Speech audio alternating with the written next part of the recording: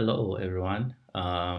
Lucas Focus here, and I am back with another tutorial, or rather, it's a breakdown of my photography editing process. And this is the second video. If you haven't seen the first one, you can visit my channel. It's Lucas Mbewe on YouTube. I'd like to thank everyone that watched my previous breakdown. And for those that left feedback, I'm very grateful for that. And I hope you get to learn more. So today we will be working on, I'll be showing you a breakdown of this particular image that you see right now. I just called it the triplets, and it was just something fun that literally like came up on the spot when we were doing this shoot.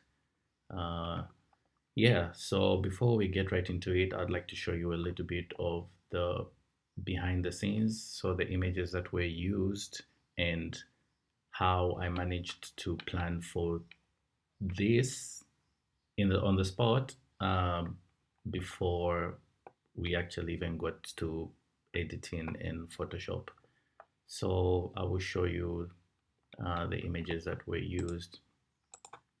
So this is one of the images that were used. Uh, I'm sure you're surprised at how simple this setup is. This is my black backdrop. I talked a little bit more about it in the first video. Um, and if you can see down here on the floor, we have this white tape, and there's another one here in the center. And of course, there was one where the model is standing right now. So this is how we planned it. Camera was on placed on a tripod to avoid, you know, movements. We needed it to be in the same exact spot at all times for better perspective. Um, so the idea was to shoot the model stand in different dresses, standing at the different marked points here on the stage. And yeah, that is how I did it. This was the image that was used here in the center that I picked. Of course, this one is the one I picked for the one here on our right. And yeah, of course, there was a third one where she was wearing this blue dress facing our left. Lighting setup was also consistent. We had a big strobe on our right here, and we had a speed light on our left here, and these lights did not move throughout the shoot. And this is how we managed to get this lighting that makes it look like it was actually three people in this shoot, and they took the picture at the same time, because you see the speed light just touching a little bit of the model on the left, and you can tell from the center and on the right that there was a much bigger source of light. That is because we kept the light consistent throughout and just kept moving the model around. Okay, one last addition was we had this is the model's fiance, John. He was there to assist us, and I had him toss the dresses around a few times, and I will show you how we used those images as well. Okay, so getting right into it, I will disable all the layers and we can build upwards together. Yeah. I'll just disable those and we'll start with a blank canvas. First thing that I did was I have a picture of this blank backdrop as it was. I shot a picture of that. I brought it in here, tried to clean it up a little bit, tried to remove some wrinkles. Um, then I had that. Next thing I did was add a solid black layer because I really wanted to hide some of those wrinkles that were remaining, and there was a bit of light that had fallen on the backdrop that I didn't like. Moving on, I added a gray solid on which I added a mask so that I could just leave a little bit of that gray right here in the top half of the backdrop. Moving on, I had to fill up this gap at the bottom. I filled it up with a picture that I cropped from the backdrop stage that you saw, and I really needed it to be at the same angle of which we were shooting at, and that's why like I mentioned, I had to make sure I took a blank picture with no model. Um, Moving on, I added some black gradient to hide a little bit of the roughness to try and blend this backdrop and the bottom part of the backdrop. Moving on, I added a little bit of this white glow, and I hope you take note. When I add these little things, I am playing with the opacity as well. So this is how that white glow would have looked at 100%, but I used it at 50%. After that, I started to add the models. So I started with model left wearing a blue dress. Of course, you can see some distortion because I used the liquify tool to kind of exaggerate the flow of the dress.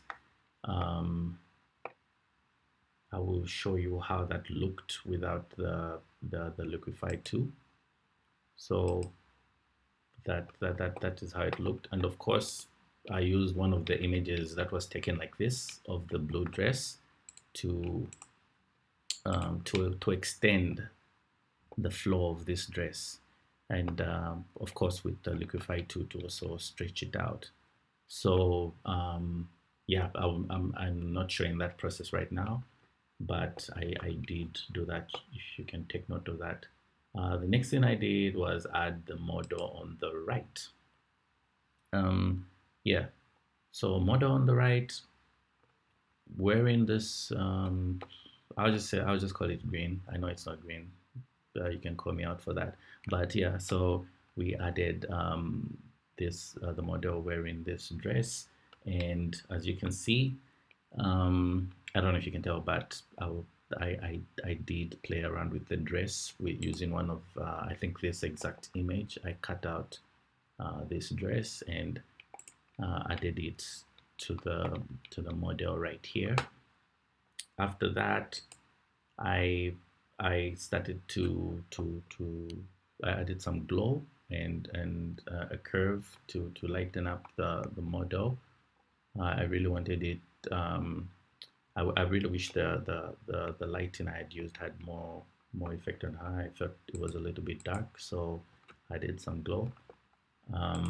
After that, I think I will. Yeah, after that, I had the model in the center. I'd like to mention that I'm not really showing you the things in the order that they happen, but I'm really showing you what I did. So in the actual sense, when I started creating this image, I started with the model in the middle, but because of how I needed to stack these layers up, I I put these ones, the two models in the back at the bottom so that they appear like they are behind. But yeah, for reference and where to place them, I started with the middle one first. So middle model, I cropped her out.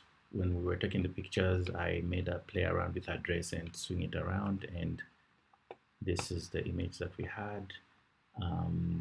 After that, I will show you how I added shadow. So with the shadow, I basically just started to draw around behind the model layer, which is this one.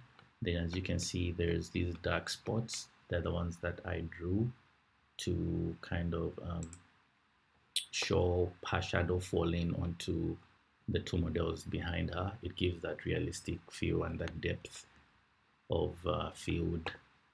Um, After that, there was this color balance that I don't think I used, but I did use this curve to make uh, the light more visible that falls on the model in the middle. Moving on, I added this shadow at the bottom just to give that dramatic uh, effect and to reduce the light spilling all over the stage. So this is without the shadow, this is with the shadow. And also it was a tactic to hide this dress over here and this dress because at the moment they kind of look like they're floating. So I used this to kind of hide that detail. Moving on, I added white solid to kind of just brighten the background mostly and the model behind a little bit. As you can see here, the mask shows that I did not brighten the model in the middle. And the reason I did not do that is because she's wearing a white dress and I like how she is lit at the moment. So if I show you how that looks when it's off, yeah, I hope you can see that the details are very small. It's the small little details that build up to to to to such an amazing like result. After that, I added this brownish orange solid to give them that warmth. Um, as like I said, very small details, and I'm making sure I'm playing around with the opacity so that it is not fully at 100%. So as you can see, I used 3% of this glow, this orange, this brown glow, and it makes the difference. Trust me, it does. After that, I felt it was too warm, so I added a blue solid to give it that, I don't know, that cold feel that I liked. Eventually, I went into camera raw. So in camera raw, I'm not sure what I did with this one, but okay. So in camera raw, I added some what do you call this? Sharpness. Yes, I added sharpness. When I switch this off, I hope you will be able to notice the image get sharper. So that is what I did. Then with the next camera raw layer of the image. By the way, before I did the camera raw, I selected all these layers and merged them. Made one picture that looked like this. Then I did the camera raw effect settings on it to make it sharper. Then I went on, did some more camera raw, but this time for the background. As you can see, it is very smooth at the moment. That's the background. Let me show you from here. So the background is very smooth, and now it's grainy, smooth and grainy. So I use that effect a lot of the times because I like to add some noise to give that texture to the picture. I guess that's just my thing. You don't have to do it if you like very smooth images. Last but not the least, I added my logo. But yeah, basically that was the breakdown. A quick recap of what I did was I set up the stage, camera on a tripod, speed light on the left, strobe in a softbox on the right as our main light. I marked 3 points on the stage, and I made sure we had proper reference. So what I did was um, I stood behind the model in before we had set everything up. I stood behind the model, then I made her stand right in front of me so that I could pretend to be the model on the left whilst she stood here in the center. Then we moved and I stood on the left, on the right, and she kept standing on the center, and we marked those points so that when we took these other pictures and she stood in these exact points, it would seem it will be perfectly placed because we know where she should stand to exactly look like she's standing behind this center model. After that, I took random pictures of the dresses being tossed, and I cut parts out of these dresses to use in this final edit. So like I said, this part is from a different image. This part was from a different image. I used the liquify tool to kind of shape them how I wanted. And yeah, that's how I edited this image. Like I said in the previous video, for those of you that would like to see me edit some of these images from scratch, please leave a comment down below, and or you can message me. You can find me on Facebook at Focus Pictures, and you can find me on Instagram as Lucas Focus. And yeah, I hope you enjoy this video. Don't forget to like, share, and leave a comment if you have something to say. Thank you very much. I can't wait to see you in my next video.